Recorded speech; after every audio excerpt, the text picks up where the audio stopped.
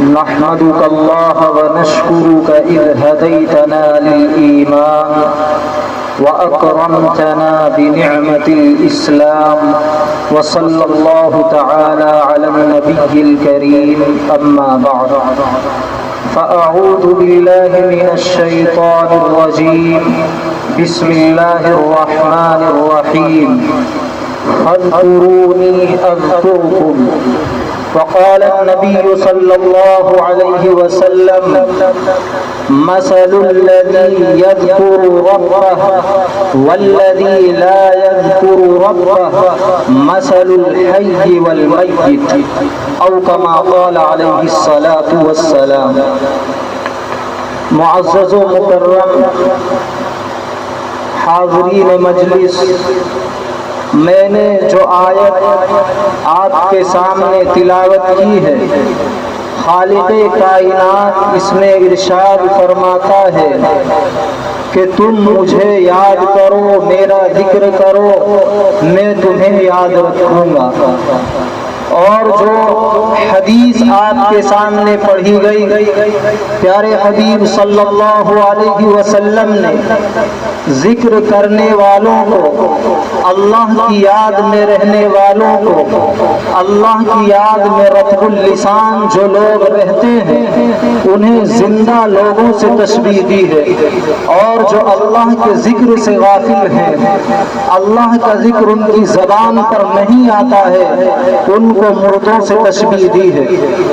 تو جو ذکر کرنے والے ہیں ان کو زندوں سے تشبیہ دینے کا مطلب یہ ہے کہ زندہ اور مردہ انسان کے اندر یہ فرق ہوتا ہے کہ زندہ ایک اللہ کی ایک ایسی نعمت سے سرفراز ہے، وہ بڑی نعمت جان کی نعمت ہے۔ جو کچھ اس دنیا کے اندر وہ کرتا ہے، خاص سیاست کے حوالے سے ہو، زراعت کے حوالے سے ہو، تجارت کے حوالے سے ہو، یا اپنی معاش کے لیے جو کچھ لگوگو وہ کرتا ہے، حتیٰ کہ جو عبادت کرتا ہے وہ اپنی جان کے لیے کرتا ہے، کماتا ہے تو اپنی جان کے لیے، اپنے بچوں کی پرورش کرتا ہے تو وہ اپنی جان کے لیے، کیونکہ اسے معلوم ہے بچوں کی بقا سے دنیا میں اس کا نام رہنے والا ہے۔ اگر مرنے والے پر وہ روتا ہے تو اپنی جان کے لیے، کیونکہ وہ جانتا ہے کہ رونے سے غم ہلکا ہوگا۔ میرے بھائیوں، یہ جان کی اہمیت ایسی ہے کہ دنیا کے اندر جو کچھ اس کی ایکٹیویٹیز ہیں وہ تمام کی تمام اس جان کے لیے ہے۔ اسی لیے اللہ تبارک و تعالیٰ نے زندہ سے تشبیہ دی ہے ذکر کرنے والے کو، کیونکہ تمام علوم اور تمام عبادتیں ان کا اصل مقصود اللہ کا ذکر ہے۔ آپ سب سے افضل عبادت نماز کو دیکھیے، خالق کائنات نے نماز کے بارے میں ارشاد فرمایا، ان الصلاۃ تنہی عن الفحشاء والمنکر ولذکر اللہ اکبر، کہ نماز برائی اور بے حیائی سے روکتی ہے اور بلا شبہ اللہ کا ذکر بڑی چیز ہے۔ تو نماز برائی اور بے حیائی سے روکتی ہے، اس کی اصل علت یہ ہے کہ اللہ کا ذکر ہے۔ اسی طرح جو صلاۃ خوف کا تذکرہ قرآن کریم میں آیا وہ ذکر کے نام سے آیا۔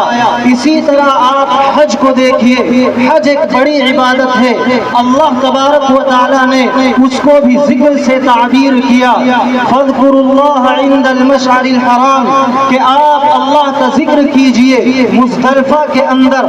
اسی طرح جہاد جو ایک بڑی عبادت ہے، اس کے بارے میں خالق کائنات ارشاد فرماتے ہیں، یا ایھا الذین آمنوا اذا لقیتم فئۃ فاثبتوا واذکروا اللہ، کہ ایمان والو جب تمہارا مقابلہ کسی جماعت سے ہوا کرے، دشمن تمہارے مقابلے پر آ جائے تو ڈٹ جاؤ، ثابت قدم رہو اور کثرت سے اللہ کا ذکر کرو۔ تو جہاد جو ایک عظیم عبادت ہے اللہ نے اس کے لیے بھی ذکر کے بارے میں ارشاد فرمایا۔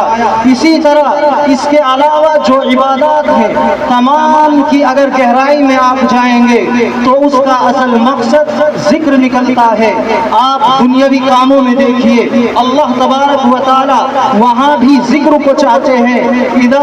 فَإِذَا قُضِيَتِ الصَّلَاةُ جب نماز سے آپ فارغ ہو جائیں فَانْتَشِرُوا فِي الْأَرْضِ زمین میں پھیل جائیں، اور اللہ تبارک و تعالی آگے فرماتے ہیں کہ اللہ کے رزق کو تلاش کریں، اپنے معاش کا انتظام کریں، وَاذْكُرُوا اللَّهَ اور اللہ کا ذکر کریں۔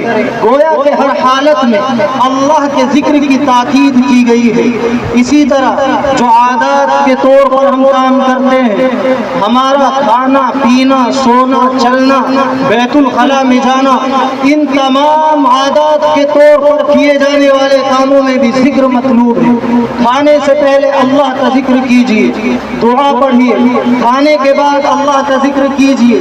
جو مسنون دعائیں ہیں وہ تمام اللہ کے ذکر پر دلالت کرتی ہیں۔ آپ بیت الخلاء جا رہے ہیں وہاں اللہ کا ذکر، واپس آ رہے ہیں وہاں اللہ کا ذکر، مسجد میں داخل ہو رہے ہیں مسجد سے نکل رہے ہیں، ان تمام عادات کے طور پر کیے جانے والے کاموں میں اللہ کا ذکر مطلوب ہے۔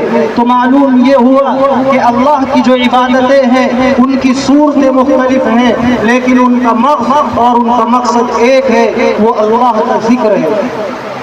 مثال کے طور پر کوئی آدمی سونا چاہتا ہے اور وہ اپنی اولاد سے کہتا ہے کہ میں سونا چاہتا ہوں، لہذا آپ شور نہ کریں، زیادہ زور سے نہ ہنسیں، آپ الارم نہ بجائیں، اپنی گھنٹیاں بند کر لیں۔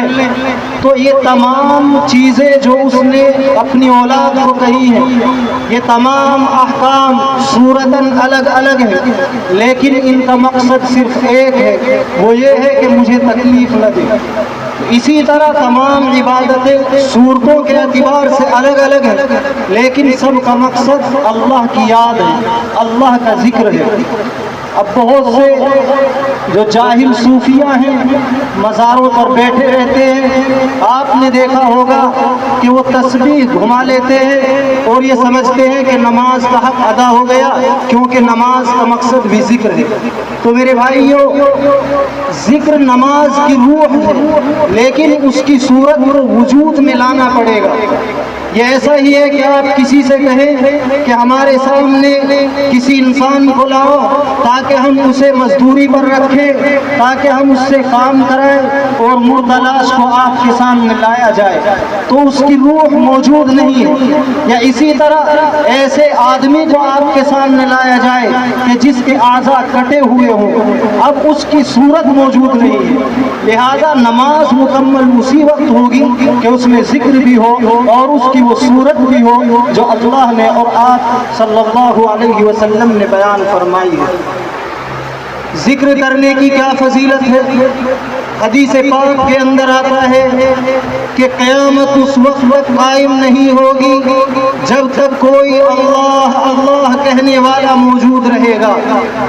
حدیث پاک کے اندر آتا ہے، پیارے حبیب صلی اللہ علیہ وسلم ارشاد فرماتے ہیں، حدیث قدسی ہے، انا عند ظن عبدی بی، کہ میں اپنے بندے کے گمان کے ساتھ ہوں، جیسا وہ میرے بارے میں گمان کرتا ہے اسی طرح کا میں اس کے ساتھ معاملہ کرتا ہوں۔ اگر وہ میرا ذکر کرتا ہے میں اس کا ذکر کرتا ہوں، وہ میری طرف آہستہ آتا ہے میں اس کی طرف دوڑ کر آتا ہوں۔ یعنی اللہ کی رحمت اس کی طرف متوجہ ہوتی ہے۔ اس کا یہ مطلب نہیں ہے کہ اللہ تبارک و تعالی کے ہاتھ اور پیر ہیں، اللہ چل کر آتا ہے، وہ زمان اور مکان سے پاک ہے۔ مطلب یہ ہے کہ اس کی رحمت اس کو اپنے سائے میں لے لیتی ہے۔ اسی طرح حدیث پاک کے اندر آتا ہے، ان للہ ملائکۃ، کہ اللہ کے بہت سے فرشتے ہیں، جو اللہ کے فرشتے اللہ کے بندوں کے پاس دنیا کے اندر آتے ہیں، فی الطرق، وہ راستوں کے اندر ٹہلتے رہتے ہیں، گھومتے رہتے ہیں، ویلتسمون، اور اللہ کا ذکر کرنے والوں کو یلتمسون اہل الذکر کو تلاش کرتے ہیں، جو اللہ کے ذکر میں مشغول ہوتے ہیں انہیں تلاش کرتے ہیں۔ فَإِذَا وَجَدُوا قَوْمًا يَذْكُرُونَ اللَّهَ، اور جب وہ ایسی قوم کو پاتے ہیں، ایسے لوگوں کو پاتے ہیں کہ وہ مجلس لگائے ہوئے ہیں، اللہ کا ذکر کر رہے ہیں، يَحُفُّونَهُمْ بِأَجْنِحَتِهِمْ، تو ان کو وہ اپنے پروں سے ڈھانپ لیتے ہیں، اپنے پروں میں چھپا دیتے ہیں، إِلَى سَمَاءِ الدُّنْيَا، دنیاوی آسمان تک۔ پھر اللہ تبارک و تعالیٰ ان سے پوچھتا ہے، فَيَسْأَلُهُمْ رَبُّهُمْ وَهُوَ أَعْلَمُ مِنْهُمْ، اللہ تبارک و تعالیٰ ان سے پوچھتا ہے، حالانکہ اللہ تبارک و تعالیٰ ان سے زیادہ جانتا ہے، لیکن اپنے بندوں کی تعریف کرنے کے لیے، ان کے فضائل کو فرشتوں کے سامنے لانے کے لیے اللہ تبارک و تعالیٰ فرشتوں سے پوچھتا ہے، ماذا یقولون، میرے بندے کیا کہہ رہے ہیں، میرے بندے کیا کر رہے ہیں؟ فرشتے جواب دیتے ہیں، اللہ کے سامنے عرض کرتے ہیں، یقولون، کہ آپ کے بندے کہہ رہے ہیں، آپ کی تسبیح بیان کر رہے ہیں، یحمدونک ویکبرونک، آپ کی تحمید بیان کر رہے ہیں، آپ کی بڑائی بیان کر رہے ہیں، ویمجدونک، اور آپ کی تمجید اور بزرگی کو بیان کر رہے ہیں۔ پھر اللہ تبارک و تعالیٰ پوچھتا ہے، هل رأونی، کیا انہوں نے مجھ کو دیکھا ہے؟ فرشتے کہتے ہیں، لا واللہ ما رأوک، نہیں انہوں نے آپ کو نہیں دیکھا ہے۔ پھر اللہ تبارک و تعالیٰ فرماتے ہیں، کیف لو رأونی، کیسا ہوتا اگر یہ مجھے دیکھ لیتے، پھر ان کی حالت کیا ہوتی؟ تو فرشتے عرض کرتے ہیں کہ اگر یہ آپ کو دیکھ لیتے، لو انہم رأوک کانوا اشد لک عبادتا وذکرا واشد لک تحمیدا وتکبیرا، کہ اگر یہ آپ کو دیکھ لیتے تو آپ کی اور زیادہ بزرگی بیان کرتے، اور زیادہ آپ کا ذکر کرتے، اور زیادہ آپ کی عبادت کرتے۔ پھر اللہ تبارک و تعالیٰ فرشتوں سے پوچھتے ہیں، ماذا یسألونی، کہ مجھ سے کیا مانگ رہے ہیں، ان کی کیا مراد ہے، یہ کیا فریاد کر رہے ہیں؟ فرشتے عرض کرتے ہیں، یسألونک الجنہ، اے اللہ یہ آپ سے جنت کا سوال کر رہے ہیں۔ تو اللہ تبارک و تعالیٰ فرشتوں سے پوچھتے ہیں، هل رأوها، کیا انہوں نے جنت کو دیکھا ہے؟ فرشتے کہتے ہیں، لا واللہ ما رأوها، نہیں اللہ کی قسم انہوں نے جنت کو نہیں دیکھا ہے۔ پھر اللہ تبارک و تعالیٰ پوچھتے ہیں، کیف لو رأوها، کیسی حالت ہوتی کہ اگر یہ جنت کو دیکھ لیتے؟ فرشتے عرض کرتے ہیں، لو انہم رأوها کانوا اشد علیہا حرصا واشد الیہا طلبا، کہ اگر یہ جنت کو دیکھ لیتے تو اس سے زیادہ بڑھ کر اس کی حرص کرتے، اس سے زیادہ بڑھ کر اس کی طلب کرتے۔ پھر اللہ تبارک و تعالیٰ پوچھتے ہیں، فَبِمَا يَسْتَعِيذُونَ، کہ کس چیز سے پناہ چاہ رہے ہیں، یہ کس چیز سے پناہ مانگ رہے ہیں، کس چیز سے بچنا چاہتے ہیں۔ فَمِمَّا يَتَعَوَّذُونَ، کس چیز کے بارے میں ان کو ڈر ہے؟ تو فرشتے کہتے ہیں، يَتَعَوَّذُونَ مِنَ النَّارِ، کہ جہنم سے بچنا چاہتے ہیں، جہنم سے پناہ مانگ رہے ہیں۔ تو اللہ تبارک و تعالیٰ فرشتوں سے پوچھتے ہیں، هل رأوها، کیا انہوں نے جہنم کو دیکھا ہے؟ فرشتے عرض کرتے ہیں، لا واللہ یا رب ما رأوها، نہیں اللہ کی قسم انہوں نے جہنم کو نہیں دیکھا ہے، آگ کو نہیں دیکھا ہے۔ تو اللہ تبارک و تعالیٰ فرشتوں سے کہتے ہیں، کیف لو انہم رأوها، کیسی حالت ہوتی کہ اگر اس دہکتی ہوئی آگ کو یہ دیکھ لیتے، اگر جہنم کے اس عذاب کو دیکھ لیتے۔ تو فرشتے کہتے ہیں، لو انہم رأوها کانوا اشد منها فرارا، اگر یہ جہنم کو دیکھ لیتے تو اس سے زیادہ بڑھ کر اس سے فرار مانگتے، یعنی اس سے بھاگنا چاہتے۔ وکانوا اشد منها فرارا اور اگر یہ جہنم کو دیکھ لیتے تو اس سے پناہ مانگتے، واشد منها مخافتا اور اس سے بہت زیادہ ڈرتے۔ پھر اللہ تبارک و تعالی ارشاد فرماتے ہیں فإنی اشہدکم، میں تمہیں گواہ بناتا ہوں، انی قد غفرت لهم، کہ میں نے ان سب کو بخش دیا ہے۔ فیقول ملک من الملائکہ، تو ایک فرشتہ اللہ کی بارگاہ میں عرض کرتا ہے کہ یا رب، ان میں ایک شخص ایسا بھی ہے کہ جو تیرا ذکر کرنے مجلس میں نہیں آیا، بلکہ وہ اپنی غرض کو لے کر اپنے کسی کام کی وجہ سے مجلس میں آیا ہے، کیا اس کی بھی بخشش کر دی جائے گی؟ تو اللہ تبارک و تعالی ارشاد فرماتے ہیں هم الجلساء لا یشقی بهم جلیسهم، کہ ایسی جماعت ہے، یہ ایسی مجلس ہے کہ اگر ان کے اندر کوئی آدمی ایسا بیٹھا ہے کہ جس کا مقصد ذکر کرنا نہیں تھا، ہم آج اس کو بھی ان کی برکت سے بخش دیں گے، لہذا اس کی بھی بخشش کر دی جاتی ہے۔